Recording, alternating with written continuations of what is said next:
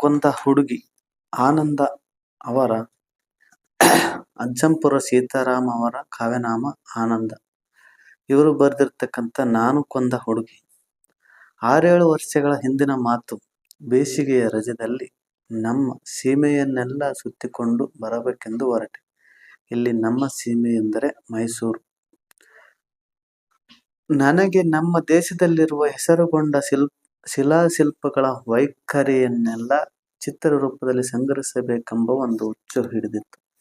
ಸೋಮನಾಥಪುರ, ಬೇಲೂರು, ಹಳೇಬೀಡು ಮುಂತಾದ ಸ್ಥಳಗಳಲ್ಲಿನ ದೇವಾಲಯಗಳ ವರ್ಣನೆಗಳನ್ನು ಪುಸ್ತಕದಲ್ಲಿ ಓದಿದಾಗ, ಇರಲಿ, ಸಾಯದೆ ಬದುಕಿದ್ದರೆ ಒಂದಲ್ಲ ಒಂದು ದಿನ ಅವುಗಳನ್ನೆಲ್ಲ ಕಣ್ಣಾರೆ ನೋಡಿಕೊಂಡು ಬರುತ್ತೇನೆ ಅಂದುಕೊಂಡಿದ್ದೆ. ಆದುದರಿಂದ ನಾನು ಸಂಚಾರ ಹೊರಟಾಗ ನನ್ನ ಆಸೆಯ ಕನಸು ನಿಜವಾಗುವಂತಾಯಿತಲ್ಲ ಎಂದು ಹಿಗ್ಗಿದೆ. ಇಲ್ಲಿ ನಾನು ಮುಂದೆ ಹೇಳುವ ವಿಷಯ ನನ್ನ ಸಂಚಾರವನ್ನು ಕುರಿತು ಒಂದು ಉಪನ್ಯಾಸವಲ್ಲ. ನನ್ನ ಸಂಚಾರದ ಮಧ್ಯದಲ್ಲಿ ಒಂದು ಹಳ್ಳಿಯಲ್ಲಿ ನಡೆದ 1-2 ದಿನಗಳ ಸಂಗತಿಯನ್ನು ಕುರಿತು. ಆ ಹಳ್ಳಿಯ ಹೆಸರು ನಾಗವಳ್ಳಿ.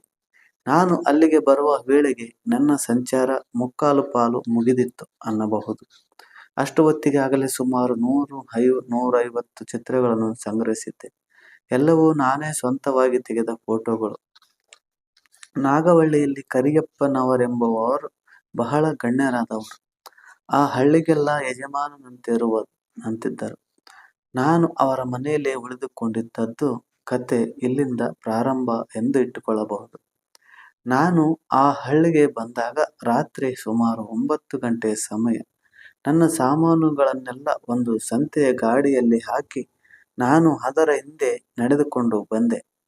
ರಾತ್ರಿಯೆಲ್ಲ ಆ ಎತ್ತಿನ ಗಾಡಿಯಲ್ಲಿ ಪ್ರಯಾಣ ಮಾಡುವುದು ನನಗೆ ಸರಿ ಬೀಳಲಿಲ್ಲ. ಆ ರಾತ್ರಿ ಆ ಹಳ್ಳಿಯಲ್ಲೇ ಉಳಿದುಕೊಳ್ಳೋಣ ಅನ್ನಿಸಿತು. ಉಳಿದುಕೊಳ್ಳುವುದಕ್ಕೆ ಸರಿಯಾದ ಸ್ಥಳ ಯಾವುದಾದರೂ ಇದೆಯೇ ಎಂದು ಗಾಡಿಯವನನ್ನು ವಿಚಾರಿಸಿದೆ. ಅವನು ಕರಿಯಪ್ಪನವರ ಹೆಸರನ್ನು ಹೇಳಿ, ಸ್ವಾಮಿ ಅಪ್ಪಣೆಯಾದರೆ ಅವರ ತಾವ ಹೋಗಿ ಹೇಳ್ತೀನಿ, ಅವರು ಎಲ್ಲ ಅನುಕೂಲ ಮಾಡ್ತಾರೆ ಬುದ್ಧಿ ಅಂದ. ನಾನು ಆಗಬಹುದು ಎಂದೆ. ಇನ್ನು 10 ಮಾರು ಹೋಗುವುದರಲ್ಲಿ ಅವರ ಮನೆ ಸಿಕ್ಕಿತು. ನಾನು ಗಾಡಿಯ ಹತ್ತಿರದಲ್ಲೇ ನಿಂತಿದ್ದೆ. ಗಾಡಿಯವನ ಇಳಿದು ಮನೆಯ ಕಡೆ ಹೋಗಿ 1-2 ನಿಮಿಷ ಬಿಟ್ಟುಕೊಂಡು ಇನ್ನೊಬ್ಬ ಗಂಡಸಿನೊಂದಿಗೆ ಬಂದು, ಬುದ್ಧಿ, ಇವರೇ ಕರಿಯಪ್ಪನವರು ಅನ್ನೋರು ಎಂದು ಹೇಳಿದ. ಕರಿಯಪ್ಪನವರು ನನ್ನ ಸಮೀಪಕ್ಕೆ ಬಂದು ಬಹಳ ನಮ್ರ ಭಾವದಿಂದ ಕೈ ಮುಗಿದು, ಸ್ವಾಮಿ, ದಯಮಾಡಿ ಇದು ತಮ್ಮ ಮನೆ ಎಂದೇ ತಿಳಿಬೇಕು ಎಂದು ಹೇಳಿದರು. ನಾನು ಅವರಿಗೆ ಕೈ ಮುಗಿದು, ತಮಗೆ ತೊಂದರೆ ಕೊಟ್ಟ ಹಾಗಾಯಿತು ಎಂದೆ. ಅದಕ್ಕೆ ಅವರು, ಸ್ವಾಮಿ, ಎಲ್ಲಾದರೂ ಉಂಟೆ? ತೊಂದರೆ ಹೇಗೆ ಸ್ವಾಮಿ? ತಾವು ದೊಡ್ಡ ಮನಸ್ಸು ಮಾಡಿ ನನ್ನ ಮನೆಗೆ ಬರಲು ಒಪ್ಪಿದಿರಲ್ಲ, ಅದೇ ನನ್ನ ಪುಣ್ಯ. ತೊಂದರೆ ಗಿಂದರೆ ಅನ್ನಬೇಡಿ ಸ್ವಾಮಿ, ಹೀಗೆ ದಯ ಮಾಡಬೇಕು ಎಂದು ತಮ್ಮ ಮನೆಯ ಕಡೆ ಕೈ ತೋರಿಸಿ ಗಾಡಿಯವನನ್ನು ಕರೆದು, ಲೋ ತಿಮ್ಮ, ದಣಿಗಳ ಸಾಮಾನನ್ನೆಲ್ಲ ಜಗಲಿ ಮೇಲೆ ತಂದಿಡು ಎಂದು ಹೇಳಿದರು. ನಾವು ಹೋಗಿ ಅವರ ಮನೆ ಜಗಲಿಯ ಮೇಲೆ ಹಾಸಿದ್ದ ಚಾಪೆಯ ಮೇಲೆ ಕುಳಿತುಕೊಂಡೆವು. ಕರಿಯಪ್ಪನವರದು ದೊಡ್ಡ ಸಂಸಾರ, ತುಂಬಿದ ಮನೆ. ನಾನು ಹೋಗಿ ಕುಳಿತೊಡನೆಯೇ ಒಳಗಿನಿಂದ 3-4 ಸಣ್ಣ ಸಣ್ಣ ಮಕ್ಕಳು ಹೊರಕ್ಕೆ ಓಡಿ ಬಂದು ಕುತೂಹಲದಿಂದ ನಮ್ಮ ಸುತ್ತಲೂ ನಿಂತುಕೊಂಡರು. ನನ್ನ ಹ್ಯಾಟು, ಬೂಟು ಎಲ್ಲ ಅವರಿಗೆ ತಮಾಷೆಯಾಗಿ ಕಂಡಿರಬೇಕು. ಜಗಲಿಯ ಒಂದು ಪಕ್ಕಕ್ಕೆ ಒಂದು ಕೊಠಡಿ. ಮನೆಯ ಆಳು ಅದರ ಬಾಗಿಲನ್ನು ತೆರೆದು ಗುಡಿಸಿ ಚಾಪೆ ಹಾಕಿ ಒಂದು ದೀಪವನ್ನು ತಂದಿಟ್ಟ. ಗಾಡಿಯವನು ನನ್ನ ಸಾಮಾನುಗಳನ್ನೆಲ್ಲ ಆ ಕೊಠಡಿಯೊಳಕ್ಕೆ ಇಟ್ಟು ಬಂದ. ಅವನಿಗೆ ಸಲ್ಲಬೇಕಾಗಿದ್ದ ಬಾಡಿಗೆ ಕೊಟ್ಟು ಕಳಿಸಿಬಿಟ್ಟೆ. ಕರಿಯಪ್ಪನವರು, ಸ್ವಾಮಿ, ಇನ್ನೂ ಬಟ್ಟೆ ಬಿಚ್ಚಬಹುದಲ್ಲ ಎಂದರು. ನಾನು ಎದ್ದು ಕೊಠಡಿಯೊಳಗೆ ಹೋಗಿ ನನ್ನ ಬಟ್ಟೆಗಳನ್ನೆಲ್ಲ ಬಿಚ್ಚಿ ಪಂಚೆ ಹುಟ್ಟು ಶರಟು ಹಾಕಿಕೊಂಡು ಬಂದೆ. ಅಷ್ಟು ಹೊತ್ತಿಗೆ ಯಾರೋ ಒಳಗಿನಿಂದ ಬಿಸಿ ನೀರು ತಂದಿಟ್ಟರು. ಕೈ ಕಾಲು ಮುಖ ತೊಳೆದುಕೊಂಡೆ. ಇನ್ನು ಅರ್ಧ ಗಂಟೆಯಲ್ಲಿ ಊಟವಾಯಿತು. ಪುನಃ ಹೊರಗೆ ಜಗಲಿಯ ಮೇಲೆ ಕುಳಿತುಕೊಂಡು ತಾಂಬೂಲ ಹಾಕಿ ಕೊಳ್ಳುತ್ತಾ ಮಾತನಾಡುತ್ತಿದ್ದೆವು. ನನ್ನ ಸಂಚಾರದ ವಿಷಯವನ್ನು ಅವರಿಗೆ ವಿವರಿಸಿ ಹೇಳಿದೆ. ನಾನು ಅವರ ಮನೆಯಲ್ಲಿ ಉಳಿದುಕೊಂಡಿದ್ದು ಅವರಿಗೆ ಬಹಳ ಸಂತೋಷಕ್ಕೆ ಕಾರಣವಾಯಿತು. ಅದು ಅವರ ನಡೆನುಡಿಯಲ್ಲೇ ತೋರುತ್ತಿತ್ತು. ಮಾತನಾಡುತ್ತಾ ಆಡುತ್ತಾ ಅವರ ವಿಷಯವನ್ನು ಸ್ವಲ್ಪ ತಿಳಿದುಕೊಂಡೆ. ಬಹಳ ನೆಮ್ಮದಿವಂತರು. 100-400 ರೂಪಾಯಿ ಕಂದಾಯ ಕೊಡುತ್ತಾರಂತೆ.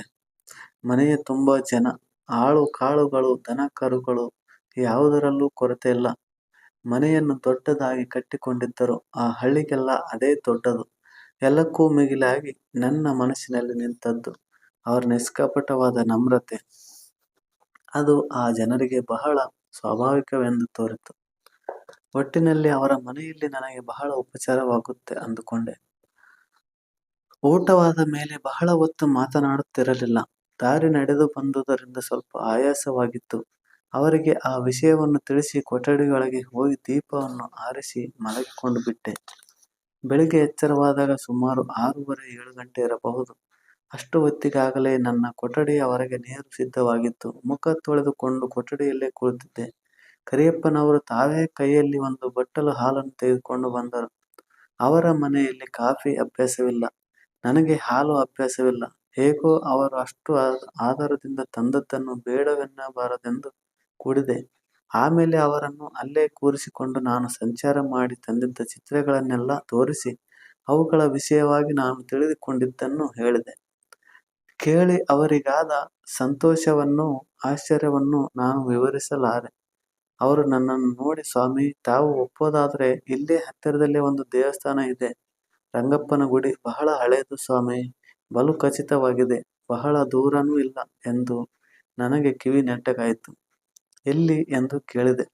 ಇಲ್ಲೇ, ಇಲ್ಲಿಗೆ ಒಂದು ಹರಿದಾರಿ ದೂರವಾಗಿದೆ. ಅದೋ ನೋಡಿ ಕಾಣೋಕಿಲ್ವೇ ಆ ಮಾರಾಡಿ ಬೆಟ್ಟ, ಅದರ ಪುಡ್ದಾಗಿದೆ. ನನಗೆ ಬೇಲೂರಿನಲ್ಲಿ ತೆಗೆದಿದ್ದ ಚಿತ್ರಗಳಲ್ಲಿ ಕೆಲವಕ್ಕೆ ಟಿಪ್ಪಣಿ, ವಿವರಣೆ ಬರೆಯುವುದಿತ್ತು. ಅಲ್ಲದೆ ಲಕ್ಷ್ಮಿಗೆ ಕಾಗದ ಬರೆಯಬೇಕಾಗಿತ್ತು. ಸರಿ, ಹಾಗಾದರೆ ನಾಳೆ ಬೆಳಿಗ್ಗೆ ಅಲ್ಲಿಗೆ ಹೋಗಿ ಬರುತ್ತೇನೆ. ಇವತ್ತು ಸ್ವಲ್ಪ ಬರೆಯುವ ಕೆಲಸವಿದೆ ಎಂದು ಹೇಳಿದೆ. ತಮ್ಮ ಚಿತ್ತ, ಹಾಗೆ ಆಗಲಿ ಎಂದರು. ಆ ದಿನ ಟಿಪ್ಪಣಿ ವಿವರಣೆ ಬರೆಯುವುದರಲ್ಲೇ 12 ಗಂಟೆಯಾಗಿ ಹೋಯಿತು. ಊಟವಾದ ಮೇಲೆ ಲಕ್ಷ್ಮಿಗೆ ಕಾಗದ ಬರೆಯುವುದಕ್ಕೆ ಕುಳಿತುಕೊಂಡೆ. ನನ್ನ ಸಂಚಾರದಲ್ಲಿ ಪುರುಸೊತ್ತು ಸಿಕ್ಕಿದಾಗಲೆಲ್ಲ ಅವಳಿಗೆ ಕಾಗದ ಬರೆಯುತ್ತಿದ್ದೆ. ಎಲ್ಲದರಲ್ಲೂ ಮುಕ್ಕಾಲು ಪಾಲು ನನ್ನ ಸಂಚಾರದ ವಿಷಯವೇ. ನಾನು ನೋಡಿದ ದೇವಸ್ಥಾನಗಳು, ನೋಟಗಳು, ಅವುಗಳ ವರ್ಣನೆ ಇತ್ಯಾದಿ. ನನ್ನ ಸಂಚಾರದಲ್ಲಿ ಲಕ್ಷ್ಮಿಯ ನೆನಪು ನಿತ್ಯವೂ ನನ್ನನ್ನು ಎಡೆಬಿಡದೆ ಹಿಂಬಾಲಿಸುತ್ತಿತ್ತು. ಎಷ್ಟೋ ಸಾರಿ, ಅಯ್ಯೋ, ಈ ಸೊಬಗನ್ನು ನೋಡುವುದಕ್ಕೆ ನನ್ನ ಲಕ್ಷ್ಮಿ ಇಲ್ಲವಲ್ಲ, ಅವಳು ನನ್ನ ಸಮೀಪದಲ್ಲಿ ಇದ್ದಿದ್ದರೆ ಅವುಗಳ ಸೊಬಗು ಇನ್ನೂ ಹೆಚ್ಚುತ್ತಿತ್ತು ಅಂದುಕೊಂಡಿದ್ದೇನೆ. ಆ ದಿನ ನಾನು ನಾಗವಳ್ಳಿಗೆ ಬಂದದ್ದು ಅಲ್ಲಿ ಕರಿಯಪ್ಪನವರ ಆದರಣೀಯವಾದ ಆತಿಥ್ಯ, ಉಪಚಾರ, ಅವರ ಮಕ್ಕಳು ಮರಿ ವಿಚಾರ ಎಲ್ಲ ಬರೆದು ನಾಳೆ ಮರಡಿ ಬೆಟ್ಟಕ್ಕೆ ಹೋಗಬೇಕೆಂದಿರುವುದನ್ನು ತಿಳಿಸಿ, ಆಮೇಲೆ ನಮ್ಮ ಕೆಲವು ಮಾತುಗಳನ್ನು ಬರೆದು ಕಾಗದವನ್ನು ಮುಗಿಸಿದೆ. ಆ ಹಳ್ಳಿಯಲ್ಲಿ ಟಪಾಲು ಆಫೀಸೂ ಇಲ್ಲ.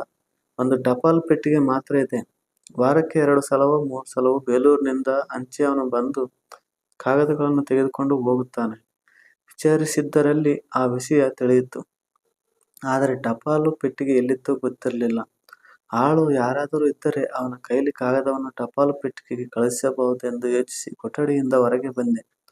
ನಾನು ಹೊರಗೆ ಬಂದಾಗ ಕೊಠಡಿಗೆ ಎದುರಾಗಿ ಸ್ವಲ್ಪ ದೂರದಲ್ಲಿ ಜಗಲಿಯ ಕಂಬವನ್ನು ಹೊರಗಿಕೊಂಡು ಒಬ್ಬ ಪ್ರಾಯದ ಹುಡುಗಿ ಕುಳಿತಿದ್ದಳು. ಯಜಮಾನರ ಮಗಳಿರಬಹುದೆಂದು ತೋರಿತು. ನಾನು ಹೊರಗೆ ಬಂದವನು ಆಳನ್ನು ಕಾಣದೆ ಏನು ಮಾಡಬೇಕೆಂದು ತೋಚದೆ ನಿಂತಿರಲು ನಾನು ನೋಡಿದಾಕೆಯು ಎದ್ದು ಬಂದು, ಏನು ಬುದ್ಧಿ, ಏನಾಗಬೇಕು, ಅಪ್ಪಣೆಯಾಗಲಿ ಎಂದು ಕೇಳಿ ಸ್ವಲ್ಪ ಹಸನ್ಮುಖಿಯಾದಳು. ಆ ಹಳ್ಳಿ ಹುಡುಗಿಯ ನಯವನ್ನು ಸರಳತೆಯನ್ನು ನೋಡಿ ನನಗೆ ಸಂತೋಷವಾಯಿತು. ನಾನು ಹೇಳಿದೆ, ಏನೂ ಇಲ್ಲಮ್ಮ, ಈ ಕಾಗದನ ಟಪಾಲಿಗೆ ಕಳಿಸಬೇಕಾಗಿತ್ತು. ಆ ಪೆಟ್ಟಿಗೆ ಎಲ್ಲಿದೆಯೋ ಗೊತ್ತಿಲ್ಲ, ಹೇಳ್ತೀಯಾ? ಆಕೆ ನಗುತ್ತಾ ನನ್ನ ಕಡೆಗೆ 2 ಹೆಜ್ಜೆ ಇಟ್ಟು, ಅದ್ಯಾಕ್ ಬುದ್ಧಿ, ಓಟೊಂದು ತೊಂದ್ರೆ ತಮ್ಗೆ. ಆ ಕಾಗದಾನ ಇಲ್ಕೊಡಿ ನನ್ನೊಡೆ, ನಾನೋಗಿ ಹಾಕ್ತೀನಿ ಅಂದಳು. ಅವಳ ಮಾತುಗಳನ್ನು ಕೇಳಿ ಅವಳೊಡನೆ ಇನ್ನೂ 4 ಮಾತುಗಳನ್ನು ಆಡಬೇಕೆನಿಸಿತು. ನಿನಗೆ ತೊಂದರೆ ಅಲ್ವೇ ಎಂದು ಕೇಳಿದೆ. ಅಯ್ಯೋ ಬುದ್ಧಿ, ಅದ್ಯಾಂಗೆ ತೊಂದ್ರೆ, ತಾವು ದೊಡ್ಡೋರು, ಹಾಗಾದರೆ ನಿನಗೆ ತೊಂದರೆ ಇಲ್ಲವಷ್ಟೇ. ಇಲ್ಲ ನನ್ನೊಡೆ, ಇಲ್ ಕೊಡಿ ಆ ಕಾಗದಾನ. ಹೀಗೆಂದು ಹೇಳಿ 2 ಕೈಗಳನ್ನು ನೀಡಿದಳು. ನಾನು ಕಾಗದವನ್ನು ಅವಳ ಕೈಗೆ ಕೊಟ್ಟು, ನಿನ್ನ ಹೆಸರೇನು ಎಂದು ಕೇಳಿದೆ. ನನ್ನ ಹೆಸರು ಚೆನ್ನಿ ಎಂದು ಸ್ವಲ್ಪ ನಾಚಿಕೆಯಿಂದ ಹೇಳಿ ಹೊರಟು ಹೋದಳು. ಸೊಗಸಾದ ಹೆಸರು ಅಂದುಕೊಂಡೆ. ಚೆನ್ನಿ. ಚೆನ್ನಾಗಿ ಮಾತನಾಡಿದಳು. ಅವಳ ಮುಖದಲ್ಲಿನ ಆ ನಮ್ರ ಭಾವ, ಕಣ್ಣುಗಳಲ್ಲಿ ಆಕೆಯ ತಿಳಿ ಹೃದಯದ ನಿರ್ಮಲ ಛಾಯೆ, ಮಾತುಗಳಲ್ಲಿ ಹಳ್ಳಿಗಾಡಿನ ಒಂದು ವಿಧವಾದ ಲಾಲಿತ್ಯ, ಇವು ಪ್ರತಿಯೊಂದು ನನ್ನ ಮನಸ್ಸಿನಲ್ಲಿ ನಾಟಿದವು. ಆ ದಿನ ಮಧ್ಯಾಹ್ನ ಊಟವಾದ ಮೇಲೆ ಸ್ವಲ್ಪ ನಿದ್ದೆ ಮಾಡಿದೆ. ಎಚ್ಚರವಾದಾಗ ಸುಮಾರು 4 ಗಂಟೆ ಇರಬಹುದು. ಮುಖ ತೊಳೆದುಕೊಳ್ಳುವುದಕ್ಕೆಂದು ಕೊಠಡಿಯಿಂದ ಹೊರಗೆ ಬಂದೆ. ಪುನಃ ಅದೇ ಹುಡುಗಿ. ನಾನು ಮೊದಲು ನೋಡಿದ ಸ್ಥಳದಲ್ಲೇ ಕಂಬವನ್ನು ಹೊರಗಿಕೊಂಡು ಕುಳಿತಿದ್ದಳು. ನಾನು ಹೊರಗೆ ಬಂದುದನ್ನು ನೋಡಿದೊಡನೆ ಚಾಚಿದ ಕಾಲುಗಳನ್ನು ಮುದುರಿಕೊಂಡು ಏನೋ ಒಂದು ವಿಧವಾದ ಅನ್ಯಮನಸ್ಕತೆಯಿಂದ ಸೆರಗಿನ ತುದಿಯಲ್ಲಿ ದಾರದ ಎಳೆಯನ್ನು ಕೀಳಲಾರಂಭಿಸಿದಳು. ನನಗೆ ನೀರು ಬೇಕಾಗಿತ್ತು. ಅಲ್ಲಿ ಕೇಳಲು ಮತ್ತಾರೂ ಇರಲಿಲ್ಲ. ಆಗಲೇ ಒಂದು ಸಲ ಆಕೆಯೊಡನೆ ಮಾತನಾಡಿದ್ದೇನಷ್ಟೆ. ಈಗ ಅದರ ಸಲಿಗೆಯಿಂದ ಅವಳನ್ನೇ ಕುರಿತು, ಚೆನ್ನಮ್ಮ, ಸ್ವಲ್ಪ ನೀರು ಬೇಕಿತ್ತು ಮುಖ ತೊಳೆಯೋಕೆ ಅಂದೆ. ಆಗ್ಬೈದು ನನ್ನೊಡೆ ಎಂದು ಮುಗುಳ್ನಗೆ ನಗುತ್ತಾ ಏನೋ ಒಂದು ಸಡಗರದಿಂದ ಒಳಕ್ಕೆ ಹೋದಳು. ಚೆನ್ನಮ್ಮ ಹುಟ್ಟುತ್ತಲೇ ಮುಗುಳ್ನಗೆಯನ್ನು ತಂದಿರಬೇಕೆಂದು ತೋರಿತು. ನಾನು ನೋಡಿದಾಗಲೆಲ್ಲ ಆಕೆಯ ಆ ಮುಗ್ಧವಾದ ಮುಖವು ತಿಳಿನಗೆಯಿಂದ ಬೆಳಗುತ್ತಿತ್ತು. ಪಟ್ಟಣಗಳಲ್ಲಿ ಯುವತಿಯರ ಮಂದಹಾಸವನ್ನು ಅನೇಕ ಸಂದರ್ಭಗಳಲ್ಲಿ ನೋಡಿದ್ದೇನೆ. ಆದರೆ ಅದು ಸಾಧಾರಣವಾಗಿ ದೊಡ್ಡ ದೊಡ್ಡ ಮರಗಳನ್ನುರುಳಿಸಿ ಧೂಳೆಬ್ಬಿಸುವ ಬಿರುಗಾಳಿಯಂತೆ ಮನಸ್ಸಿನಲ್ಲಿ ಗರ್ಜಿಸುವ ಅಲೆಗಳನ್ನೆಬ್ಬಿಸಿ ಅಲ್ಲೋಲ ಕಲ್ಲೋಲ ಮಾಡುವ ಮುಗುಳ್ನಗೆ. ಚೆನ್ನಮ್ಮನ ಮುಗುಳ್ನಗೆ ಅಂತಹದಲ್ಲ.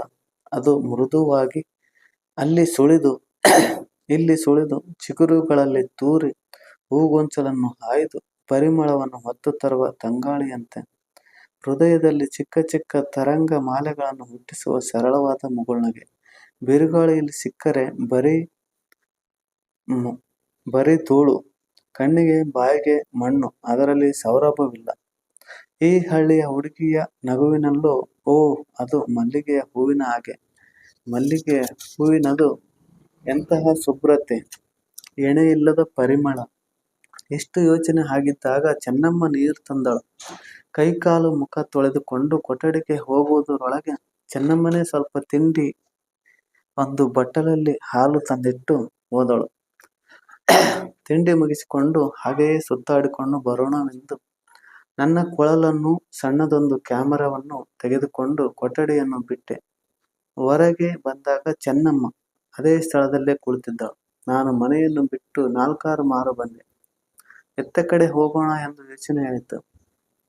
ಮನೆಯ ಹಿಂದೆ ಅವರ ತೋಟ ಇದೆ ಎಂದು ಕೇಳಿದ್ದುದು ಜ್ಞಾಪಕಕ್ಕೆ ಬಂದು ಅಲ್ಲಿಗೆ ಹೋಗೋಣವೆಂದು ನಿರ್ಧರಿಸಿದೆ. ಆದರೆ ದಾರಿ ಗೊತ್ತಿಲ್ಲ, ಏನು ಮಾಡುವುದು ಎಂದು ಯೋಚಿಸುತ್ತಾ ಚೆನ್ನಮ್ಮನನ್ನೇ ಕೇಳಿಬಿಡುವುದು ಎಂದುಕೊಂಡು ಹೋಗಿ, ಏನಮ್ಮ, ನಿಮ್ಮ ತೋಟ ಇದೆ ಅಂತಲ್ಲ, ಅದನ್ನು ನೋಡೋಣ ಅಂತ ಇದ್ದೇನೆ, ದಾರಿ ಯಾವುದು ಹೇಳ್ತೀಯಾ ಎಂದು ಕೇಳಿದೆ. ಆಕೆ ಆಗಲಿ ನನ್ನೊಡೆ ಎಂದು ಎದ್ದು ಬಂದು ನನ್ನನ್ನು ಮನೆಯ ಹಿಂಭಾಗಕ್ಕೆ ಕರೆದುಕೊಂಡು ಹೋಗಿ ಒಂದು ಕಾಲು ದಾರಿಯನ್ನು ತೋರಿಸಿ, ಇದೇ ನನ್ನೊಡೆಯ ಹಾದಿ ನಮ್ಮ ತೋಟಕ್ಕೆ ಎಂದಳು ಹೇಳಿದಳು. ಸರಿ, ಇನ್ನು ಹೋಗುತ್ತೇನೆ ಎಂದು ಹೇಳಿ ಹೊರಟೆ. ಆ ಕಾಲು ಹಾದಿ ಹಿತ್ತಲ ತರಕಾರಿ ತೋಟವನ್ನು ಬಳಸಿಕೊಂಡು ದೊಡ್ಡ ತೋಟಕ್ಕೆ ಹೋಗಿತ್ತು. ಆ ದಾರಿಯಲ್ಲಿ ಸುಮಾರು 20 ಮಾರು ಹೋಗಿದ್ದೆ. ಆಗ ಗಾಳಿ ಬಂದು ನಾನು ಹೊದೆದುಕೊಂಡಿದ್ದ ಧೋತ್ರದ ತುದಿ ತರಕಾರಿ ತೋಟದ ಬೇಲಿಗೆ ಸಿಕ್ಕಿಕೊಂಡಿತ್ತು. ಬಿಡಿಸಿಕೊಳ್ಳುವುದಕ್ಕಾಗಿ ಹಿಂತಿರುಗಿದೆ. ಚೆನ್ನಮ್ಮ ನಾನು ಅವಳನ್ನು ಎಲ್ಲಿ ಬಿಟ್ಟಿದ್ದೇನೋ ಅಲ್ಲೇ ನಿಂತಿದ್ದಳು. ನಾನು ದಾರಿ ತಪ್ಪಿದ್ದೇನೆಂದು ಶಂಕೆಯೇನೋ ಅವಳಿಗೆ ಅಂದುಕೊಂಡೆ. ಇನ್ನು ಸುಮಾರು 100 ಗಜ ಹೋಗುವುದರಲ್ಲಿ ತೋಟ ಸಿಕ್ಕಿತು. ಅದು ಬಹಳ ಸೊಗಸಾದ ತೋಟ. ವಿಶೇಷವಾಗಿದ್ದುದು ಅಡಿಕೆ, ತೆಂಗು, ಇನ್ನು ಕೆಲವು ಹಣ್ಣು ಹಂಪಲು ಗಿಡಗಳು ಇದ್ದವು. ಸ್ವಭಾವತಃ ರಮ್ಯವಾದ ಆ ತೋಟದ ಸೊಬಗು ಅಂದು ಸಾಯಂಕಾಲದ ಸೂರ್ಯನ ಬಂಗಾರದ ಕಾಂತಿಯಲ್ಲಿ ನೂರ್ಮಡಿಯಾಗಿತ್ತು. ತೋಟವನ್ನು ಹೊಕ್ಕು 10 ಹೆಜ್ಜೆ ಹೋಗುವುದರಲ್ಲಿ ಒಂದು ವಿಶಾಲವಾದ ಬಾವಿ ಸಿಕ್ಕಿತು. ಅದು ಯಾತದ ಬಾವಿ. ಒಂದು ಪಕ್ಕದಲ್ಲಿ ನೀರಿನವರೆಗೂ ಇಳಿದು ಹೋಗುವುದಕ್ಕೆ ಮೆಟ್ಟಿಲುಗಳಿದ್ದವು. ಬಾವಿಯ ಸುತ್ತಲೂ ಸುಮಾರು 2 ಅಡಿ ಎತ್ತರ ಕಲ್ಲಿನ ಗೋಡೆ. ನಾನು ಹೋಗಿ ಆ ಗೋಡೆಯ ಮೇಲೆ ಕುಳಿತುಕೊಂಡು ತೋಟದ ಸೊಬಗನ್ನು ಕುಡಿಯಲಾರಂಭಿಸಿದೆ. ಸ್ವಲ್ಪ ಕಾಲ ನನ್ನ ಮನಸ್ಸು ಆ ತೋಟದ ಸೊಬಗಿನ ಪಾನದಿಂದ ಮದವೇರಿ ಯಾವುದೋ ವರ್ಣಿಸಲಾಗದ ಸುಖವನ್ನು ಅನುಭವಿಸಿತು. ತೋಟದ ತಂಪು ಗಾಳಿಯಲ್ಲಿ ಬೆರೆತು ಹಾಯ್ದು ಹಾಯ್ದು ಬರುತ್ತಿತ್ತು. ಬಾವಿಯ ಸುತ್ತಲೂ ತರತರದ ಹೂವಿನ ಗಿಡಗಳಿದ್ದವು. ಅವುಗಳ ಪರಿಮಳವೆಲ್ಲ ತಂಗಾಳಿಯಲ್ಲಿ ಸೂರೆಯಾಗುತ್ತಿತ್ತು. ನಾನಾ ಜಾತಿಯ ಪಕ್ಷಿಗಳ ಕಂಠ ಆಕಾಶದಲ್ಲಿ, ಗಿಡಗಳಲ್ಲಿ, ಮರಗಳಲ್ಲಿ ಎಲ್ಲೆಲ್ಲಿಯೂ ಕೇಳಿ ಬರುತ್ತಿತ್ತು. ನನ್ನ ಹೃದಯವು ಪಕ್ಷಿಗಳೊಡನೆ ಪಕ್ಷಿಯಾಯಿತು, ಹೂಗಳೊಡನೆ ಹೂವಾಯಿತು. ಕವಿಗಳು ಕಾಣದ ಸ್ವರ್ಗವನ್ನು ಏಕೆ ವರ್ಣಿಸುತ್ತಾರೆಯೋ ಅನ್ನಿಸಿತು. ಎಲ್ಲಿ ಸುಖವೋ ಅಲ್ಲೇ ಸ್ವರ್ಗ. ಹೃದಯವು ಆನಂದದಿಂದ ತುಂಬಿ ಹರಿಯಿತು. ಅದರ ಭರದಲ್ಲಿ ಕೊಳಲನ್ನು ನುಡಿಸಲಾರಂಭಿಸಿದೆ. ಕೊಳಲಿನ ಒಂದು ಸ್ವರವು 100 ಸ್ವರವಾಗಿ ತೋಟವನ್ನೆಲ್ಲ ತುಂಬಿತು. ನನ್ನ ಕೊಳಲಿನ ಗಾನಕ್ಕೆ ನಾನೇ ಹುಬ್ಬಿ ಹೋದೆ. ಒಂದೆರಡು ಕೀರ್ತನೆಗಳನ್ನು ನುಡಿಸಿ ಆಮೇಲೆ ಬಾಯಲ್ಲಿ ಹೇಳುವುದಕ್ಕಾರಂಭಿಸಿದೆ. ತೋಟದಲ್ಲೆಲ್ಲ ನಾನೊಬ್ಬನೇ ಎಂಬ ಧೈರ್ಯದಿಂದ ಬಾಯಿಗೆ ಬಂದಂತೆ ಹಾಡತೊಡಗಿದೆ. ಇದ್ದಕ್ಕಿದ್ದ ಹಾಗೆಯೇ ನನ್ನ ಹಿಂದೆ ಗುಳು ಗುಳು ಎಂಬ ಶಬ್ದವಾಯಿತು. ನಾನು ತಟ್ಟನೆ ಹಾಡುವುದನ್ನು ನಿಲ್ಲಿಸಿ ತಿರುಗಿ ನೋಡಿದರೆ ಆ ಹುಡುಗಿ ಚೆನ್ನೆ ಮೆಟ್ಟಲುಗಳ ಮೂಲಕ ಕೆಳಗೆ ನೀರು ಇಳಿದು ಕೊಳದಲ್ಲಿ ನೀರು ತುಂಬುತ್ತಿದ್ದಳು. ನಾನು ತಿರುಗಿ ನೋಡಿದಾಗ ಅವಳು ತಲೆಯನ್ನೆತ್ತಿ ನನ್ನ ಕಡೆ ನೋಡುತ್ತಿದ್ದಳು. ನನಗೆ ಬಹಳ ನಾಚಿಕೆಯಾಯಿತು. ನಾನು ಪಟ್ಟಣದ ನಾಗರಿಕನೆಂದು ಇವರು ಗೌರವನ್ನಿಟ್ಟುಕೊಂಡಿದ್ದಕ್ಕೂ, ಈಗ ನಾನು ಗೊಲ್ಲರ ಹುಡುಗನಂತೆ ಕೊಳಲೂದುತ್ತಾ ಬಾಯಿಗೆ ಬಂದಂತೆ ಅರಸುತ್ತಿದ್ದುದಕ್ಕೂ ಸರಿಹೋಯಿತು ಅಂದುಕೊಂಡೆ. ನಾನು ಮೆಟ್ಟಲುಗಳ ಕಡೆಗೆ ಬೆನ್ನು ತಿರುಗಿಸಿಕೊಂಡು ಕುಳಿತಿದ್ದುದರಿಂದ ಆಕೆ ಬಂದದ್ದು ತಿಳಿಯಲಿಲ್ಲ. ನನ್ನ ಸಂಗೀತದ ಭರದಲ್ಲಿ ಆಕೆಯ ಬಳೆಗಳ ಸದ್ದಾಗಲಿ ಕಾಲುಂಗುರಿಯ ಸದ್ದಾಗಲಿ ಕೇಳಿಸಲಿಲ್ಲ. ಅಂತೂ ಆಗಿನ ನನ್ನ ಸ್ಥಿತಿ ಬಹಳ ನಾಚಿಕೆಗೆ ಕಾರಣವಾಯಿತು. ಒಂದು ಕ್ಷಣ ನಾನೇ ಏನಾಯ್ತು ಬಿಡೋ ಅಂದುಕೊಂಡೆ. ಆದರೂ ಮನಸ್ಸು ಸಮಾಧಾನವಾಗಲೊಲ್ಲ. ನಗು ಬರುವ ಹಾಗಾಯಿತು. ಕೊಳಲನ್ನು ಪಕ್ಕದಲ್ಲಿಟ್ಟು ಕ್ಯಾಮರಾವನ್ನು ಕೈಗೆ ತೆಗೆದುಕೊಂಡು ಅದನ್ನು ನೋಡುವವರಂತೆ ನಟಿಸಿದೆ. ಆಕೆ ಕೊಡದಲ್ಲಿ ನೀರು ತುಂಬಿಕೊಂಡು ಮೆಟ್ಟಿಲುಗಳನ್ನು ಒಂದೊಂದಾಗಿ ಹತ್ತಿ ಬಂದಂತೆ ಬೋಧೆಯಾಯಿತು. ಮೆಟ್ಟಿಲುಗಳನ್ನೆಲ್ಲ ಹತ್ತಿದ ಮೇಲೆ ಆಕೆಯ ಕಾಲ ಸಪ್ಪಳ ಕೇಳಿಸಲಿಲ್ಲ. ಕಾಲ ಸಪ್ಪಳದ ಬದಲು ಕೈಬಳೆಗಳ ಸದ್ದು ಕೇಳಿಸಿತು.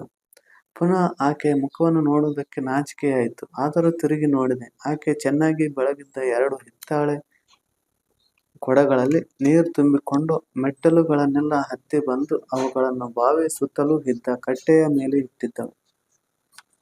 ಈ ಸಮಯದಲ್ಲೇ ನಾನು ಅವಳನ್ನು ಪುನಃ ನೋಡಿದ್ದು.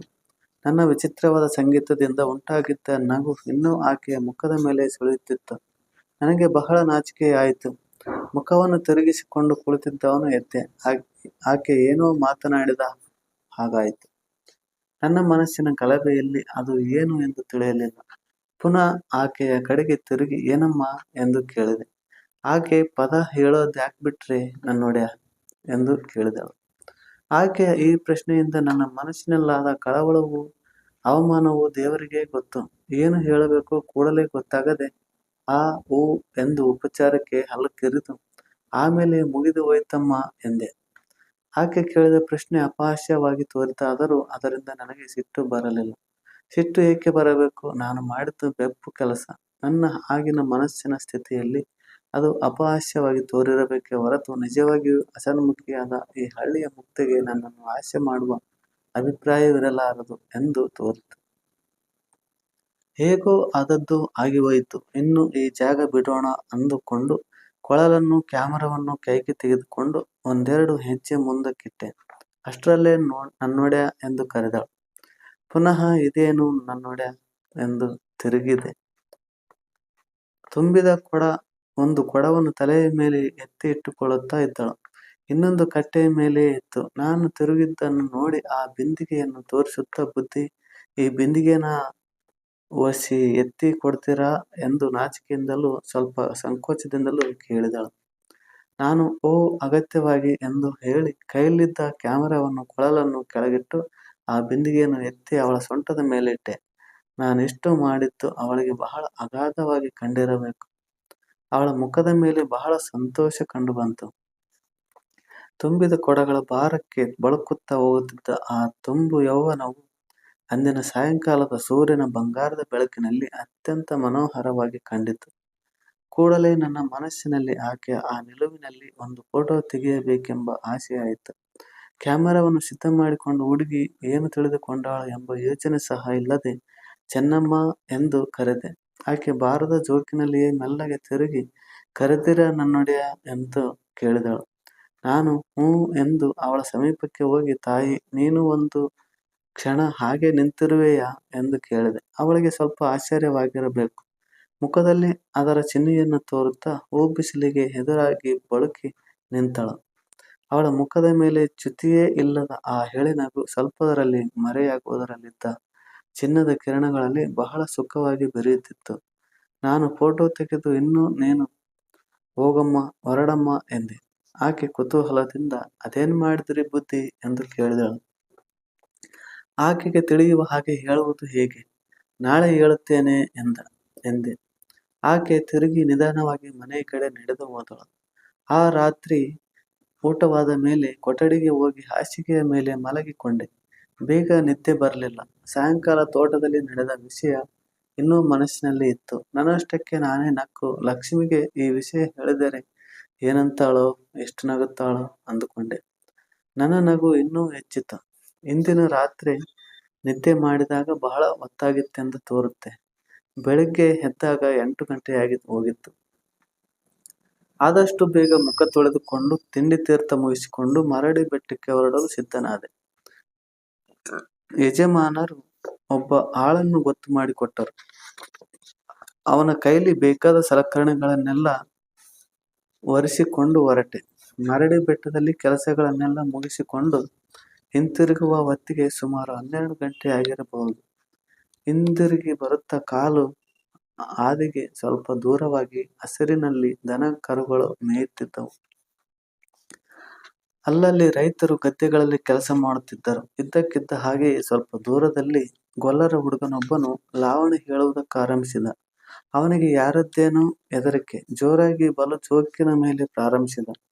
ಬಹಳ ತಮಾಷೆಯಾಗಿತ್ತು. ಸ್ವಲ್ಪ ಹೊತ್ತು ನಿಂತು ಕೇಳೋಣವೆನ್ನಿಸಿತು. ಆದರೆ ಜೊತೆಯಲ್ಲಿ ಆಳು ಇದ್ದ ನಗುವನೇನೋ ಎಂದು ಸಂಕೋಚ. ಅಲ್ಲದೆ ಹಿಂದಿನ ದಿನದ ಸಾಯಂಕಾಲ ಜ್ಞಾಪಕಕ್ಕೆ ಬಂತು. ನಿಲ್ಲಲಿಲ್ಲ. ಹಾಗೆಯೇ ಚೆನ್ನಮ್ಮನ ಜ್ಞಾಪಕವಾಯಿತು. ಆ ಹಳ್ಳಿಗಾತಿಯ ಸ್ವಾಭಾವಿಕವಾದ ಎಳೆನಗು ನನ್ನ ಕಣ್ಣ ಮುಂದೆ ಕುಣಿದಂತಾಯಿತು.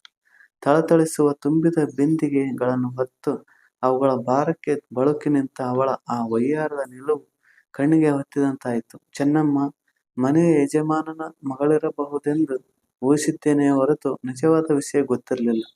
ತಿಳಿದುಕೊಳ್ಳಬೇಕೆಂಬ ಕುತೂಹಲದಿಂದ ಆಳನ್ನು ಕುರಿತು, ನಿಮ್ಮ ಯಜಮಾನರ ಮನೆಯಲ್ಲಿರುವ ಆ ಹೆಣ್ಣು ಮಗಳು ಯಾರಯ್ಯ ಎಂದು ಕೇಳಿದೆ. ಆಳು ನಿಂತು ತಿರುಗಿ ನನ್ನನ್ನು ನೋಡುತ್ತಾ, ಯಾವ ಹೆಣ್ಮಗಳ ಬುದ್ಧಿ ಎಂದು ಕೇಳಿದೆ. ನಾನು ಯಾವ ಆಕೆಯನ್ನು ಉದ್ದೇಶಿಸಿ ಕೇಳಿದೆನೋ ಅದು ಅವನಿಗೆ ಗೊತ್ತಾಗಲಿಲ್ಲ. ನಾನು ಆ ಚೆನ್ನಮ್ಮ ಅಂತಿದ್ದಾಳಲ್ಲ ಆಕೆ ಎಂದೆ. ಆಳು ನನ್ನ ಕಡೆಯೇ ನೋಡುತ್ತಿದ್ದನು. ನನ್ನ ಪ್ರಶ್ನೆಯನ್ನು ಕೇಳಿ ನಕ್ಕು ಮುಖವನ್ನು ತಿರುಗಿಸಿಕೊಂಡು, ಯಾಕೆ ಬುದ್ಧಿ ಎಂದು ಕೇಳಿದ. ನನಗೆ ಬಹಳ ಅವಮಾನವಾದ ಹಾಗಾಯಿತು. ನಾಚಿಕೆಯಾಯಿತು. ಈ ಆಳು ನನ್ನ ಪ್ರಶ್ನೆಯಲ್ಲಿ ಏನೋ ದುರಭಿಪ್ರಾಯವನ್ನು ನೋಡುವ ಹಾಗಾಯ್ತಲ್ಲ ಎಂದು ನನ್ನ ಮನಸ್ಸಿನಲ್ಲಿ ಕ್ಷಣಕಾಲ ಬಹಳ ಗಲಿಬಿಲಿಯಾಯಿತು. ಲಕ್ಷ್ಮಿಯನ್ನು ಬಿಟ್ಟು ನನ್ನ ಜೀವವೇ ಇಲ್ಲವೆಂದು ಈ ಮುಟ್ಟಾಳನು ತಿಳಿಯುವುದು ಹೇಗೆ? ಅವನೇನೋ ವ್ಯಂಗ್ಯವಾಗಿ ನಕ್ಕು, ಯಾಕೆ ಬುದ್ಧಿ ಎಂದು ಕೇಳಿಬಿಟ್ಟ. ನಾನು, ಯಾಕೂ ಇಲ್ಲವಯ್ಯ, ಸುಮ್ಮನೆ ಕೇಳಬಾರದಿತ್ತೆ ಎಂದೆ. ಅಯ್ಯೋ, ಅದಕ್ಕೇನ್ ಬುದ್ಧಿ, ಪರವಾಗಿಲ್ಲ, ಆಕೆ ಯಜಮಾನ್ರ ಮಗಳು ಎಂದ. ಇನ್ನೊಂದು ಪ್ರಶ್ನೆ ನಾಲಿಗೆ ತುದಿಯವರೆಗೆ ಬಂದಿತ್ತು. ಆದರೆ ತಡೆದೆ. ಯಾರು ಎಂದು ಕೇಳಿದ್ದಕ್ಕೆ ನಕ್ಕ ಅವನು, ಇನ್ನು ಮದುವೆಯಾಗಿದೆಯೇ ಎಂದು ಕೇಳಿದರೆ ಇನ್ನೇನು ತಿಳಿದುಕೊಳ್ಳುವನೋ ಎಂದು ಭಯವಾಯಿತು. ಸುಮ್ಮನಾದೆ. ಮನೆಗೆ ಬಂದವನೇ ಸ್ನಾನ ಮಾಡಿ ಊಟವನ್ನು ಮುಗಿಸಿಕೊಂಡು ಹಿಂದಿನ ಸಾಯಂಕಾಲ ತೆಗೆದಿದ್ದ ಚೆನ್ನಮ್ಮನ ಫೋಟೋವಿನ 3-4 ಅಚ್ಚು ತೆಗೆದೆ. ಚಿತ್ರ ಬಹಳ ಚೆನ್ನಾಗಿ ಬಂದಿತ್ತು. ಮನೆಯವರೆಲ್ಲ ಅದನ್ನು ನೋಡಿ ಸಂತೋಷಪಟ್ಟರು. ಮಧ್ಯಾಹ್ನ ಊಟ ಹೊತ್ತಾಗಿತ್ತು. ಆದ್ದರಿಂದ ರಾತ್ರಿ ಹಸಿವು ತೋರಲಿಲ್ಲ. ರಾತ್ರಿ ಊಟ ಮಾಡುವುದಿಲ್ಲವೆಂದು ಮನೆಯವರಿಗೆ ತಿಳಿಸಿಬಿಟ್ಟೆ. ನಿದ್ರೆಯೂ ಬೇಗ ಬರುವಂತೆ ತೋರಲಿಲ್ಲ. ಏನು ಮಾಡುವುದಕ್ಕೂ ತೋಚದೆ ಸ್ವಲ್ಪ ದೂರ ಸುತ್ತಾಡಿಕೊಂಡು ಬರೋಣವೆಂದು ಹೊರಟೆ. ಪುನಃ ಕೊಠಡಿಗೆ ಬಂದಾಗ 9 ಗಂಟೆಯಾಗಿ ಹೋಗಿತ್ತು. ಇನ್ನೂ ನಿದ್ದೆ ದೂರ ಇದ್ದಂತೆ ತೋರಿತು. ದೀಪ ಹಚ್ಚಿ ಹಾಸಿಗೆ ಹಾಸಿ ಅದರ ಮೇಲೆ ಮಲಗಿಕೊಂಡು ಯಾವುದೋ ಕಾದಂಬರಿಯನ್ನು ತೆಗೆದು ಓದತೊಡಗಿದೆ. ಸುಮಾರು 10 ನಿಮಿಷ ಓದಿರಬಹುದು. ಆಗ ಕೊಠಡಿಯ ಬಾಗಿಲು ಏನೋ ಸದ್ದಾದ ಹಾಗಾಯಿತು.